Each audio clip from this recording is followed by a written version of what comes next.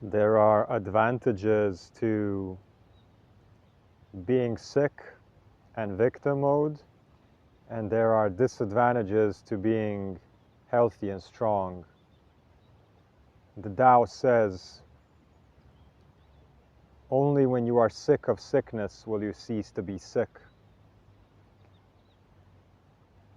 When I was in my early recovery mode from the 2 near-death experiences, when I was in the ICU in the hospital, unable to walk, unable to move on my own, unable to lift my head off the pillow, unable to wipe my own butt at the toilet. Whenever I stood up, whenever I sat up in the bed, I would get lightheaded, incredible rush of blood pressure to the head. The body was so unused to being anything other than 5% barely alive. And when you choose that you don't want to be sick anymore, when you choose you want to be healthy, or when you choose you want to change for the better in whatever sense, it is like installing a new blueprint that goes over your entire body. It's like a grid that holds everything together, that gives form, the information, what kind of form does it need to be. For example, you can have a blueprint of a Shaolin monk, you can have a blueprint of a gymnast, you can have a blueprint of a skateboarder, you can have a blueprint of a swimmer, a yoga master, swordsman, it doesn't matter, construction worker. And then the body, based on the information that you feed it, either through your movement or through imagination, the body's gonna adjust. This ties to your identity. This ties to your sense of self. And this ties to what you get out of it and what you have to give in order to have it. So what do sick people get out of it? They get a lot of attention from a lot of everyone, because everybody wants to help them, everybody feels pity for them, and if you are miserable, you're always going to find company. If you are healthy and strong, it's a lot harder to find company and to enjoy these things in life with other people that are of the same way, because most of humanity is sick and weak and dominated by the culture, by society. So when you choose you don't want to be sick anymore, rest assured there's going to be people around you who are not going to let you even believe that that's possible.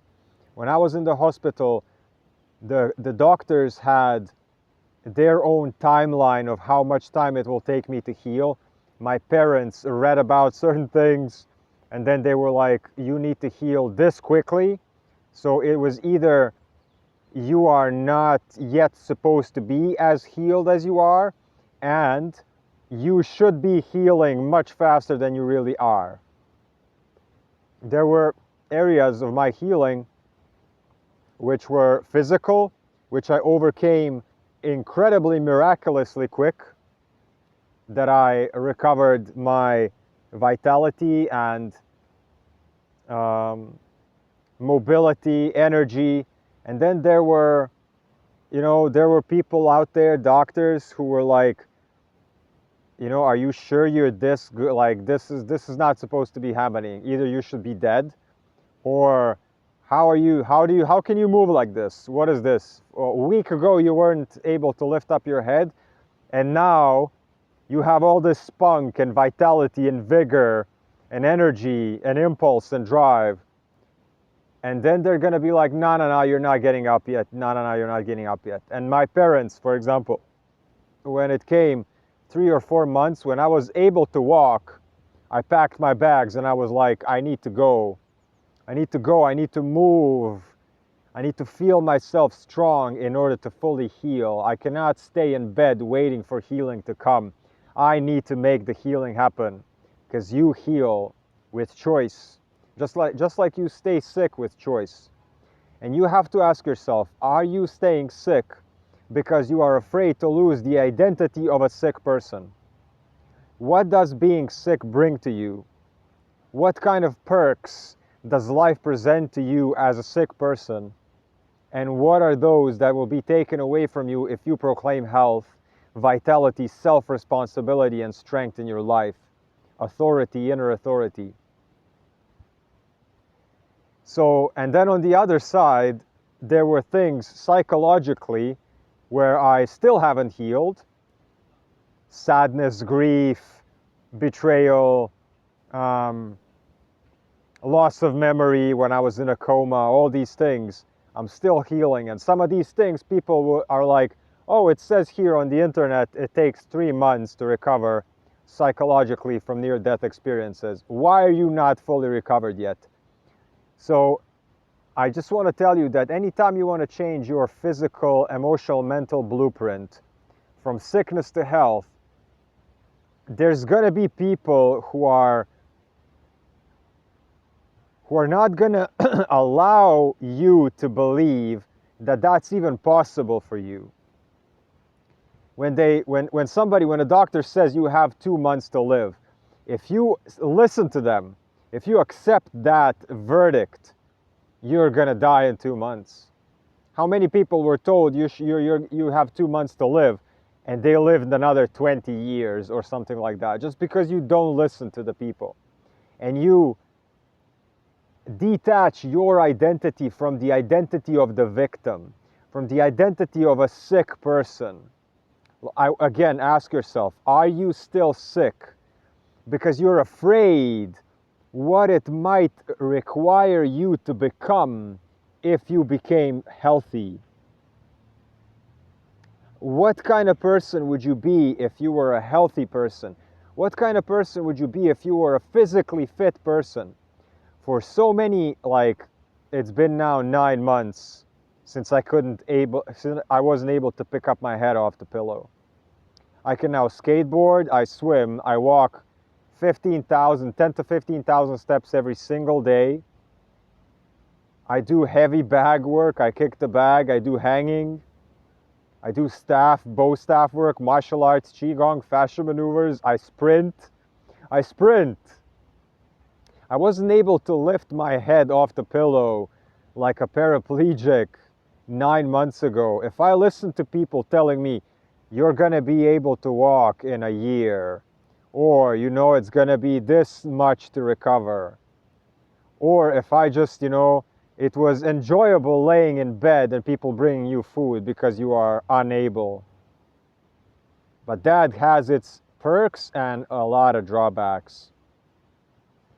And for the longest time, the most basic things that most of humanity deems like background furniture, for example, getting up out of bed and going to the toilet in time to not soil yourself. I did not do that, but you are not in such a condition where you can trust that your body is going to carry you that far, that you're going to stand up and your legs are not going to collapse, that you're going to stand up and the rush of blood to your head, you're not going to faint. I used to go to the bathroom, sit there, and in the middle of my going to the bathroom, I used to faint. Just black out. And then people had to carry me out. That was in the beginning of my recovery. You know what it does to you? How little do you trust your own body to carry you from point A to point B, basic human functions? And that blueprint, that identity of a weak person has followed me for months and months and months.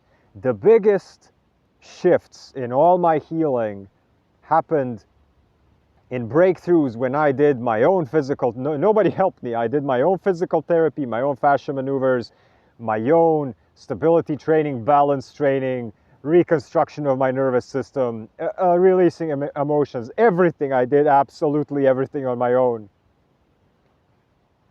And the biggest movements, progress-wise, was when I was able to go outside and walk without feeling the burden of walking. Will I be able to get to the store and back? No, I can actually get to the store and back without noticing, is what many regular people do. You've been walking for the last 50 years of your life. It's not a big deal. So you don't even treat it as a big deal. When you don't trust your body that it can walk for 10 to 15 minutes at a time, It's a huge deal when you actually can do it. And the more progress that I made, one day I just woke up and I started walking and I started hiking. And in my hikes, every single climb on a rock, I did not lose my balance. And I was like, thank you, life. Thank you, patience. Thank you, legs. Thank you, every wisdom that I know about the body through everything I ever learned and applied to myself. I now choose the identity of a healed, balanced person. You know, when you're hiking and you need to step over a rock, the feeling when you can do that and your body's going to catch you, you don't have to think about it. You know how many things I had to do consciously that usually people do automatically without even thinking or realizing. And now finally, so many things have come into place where I feel like a normal participant of the world again. Not fully. It's been 9 months.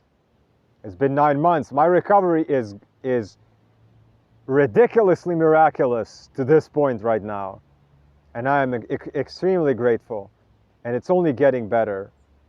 I'm only now recovering all the basic functions and dipping into athleticism after not being sure if I'm ever going to be able to go anywhere alone again in my life. This took me believing that I am a healthy, strong person before actually feeling it. So in the morning you wake up, you are used to your legs being shaky. You're used to your heart fluttering every single time you stand up. You are used to losing your breath. You're used to having to divide your day into 20 segments just to have little breaks. And now those segments are 2 and not 20. And now you can stand up as feeling as a healthy person. And this is what inspired this video, is that your identity, you need to choose an identity of a healthy person. So what is for me an identity of my sick me versus my healthy me? My sick me was afraid to get up real quickly, real energetically. My healthy me now gets up real quickly, real energetically, because I am now embodying an identity of a person who is able to do that. And that comes with a lot of new responsibilities and a lot of new powers and self-confidence. So when you are sick, you're going to have a lot of people tiptoeing around you, being very careful what they say, courting you, treating you like a child, being there at your every whim so that you recover. And many people do that in their old age.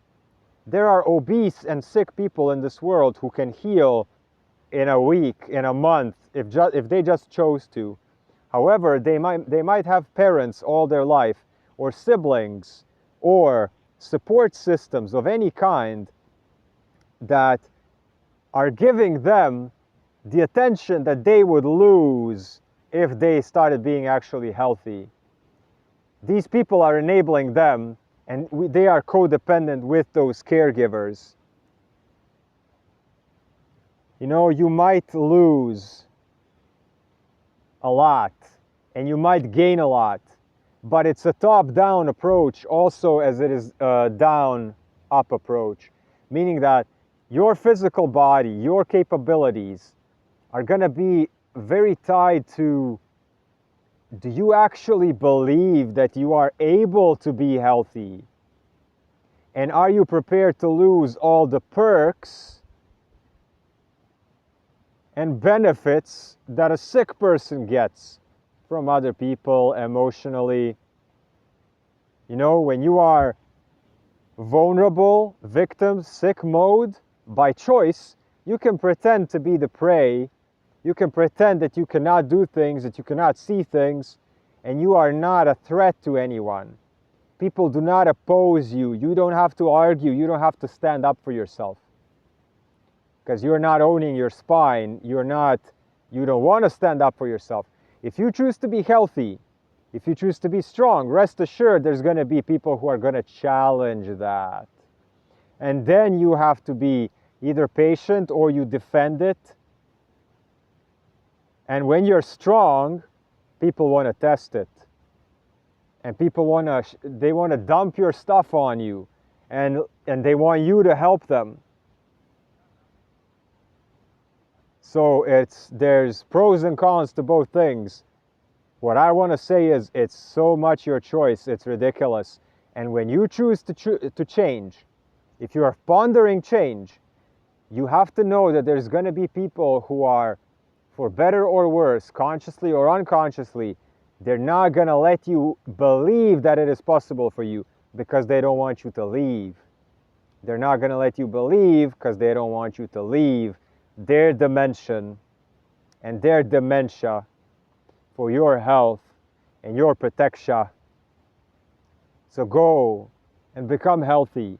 And if you need any assistance with any of this, human design, somatic work, recovery of emotional, physical, mental, spiritual, energetic bodies, relationship guidance, family guidance, children tutoring, instructions how to be this fashionable and mysterious on videos. It's all available. And you can become healthy. You have to choose an identity of a healthy person and all that comes with it, and give up all that doesn't come with it. If I could have done it and I did it, there's nothing you cannot do. Little Turtle and Great Phoenix. Peace, health, abundance, wholeness, prosperity, mysterious attire, and clarity.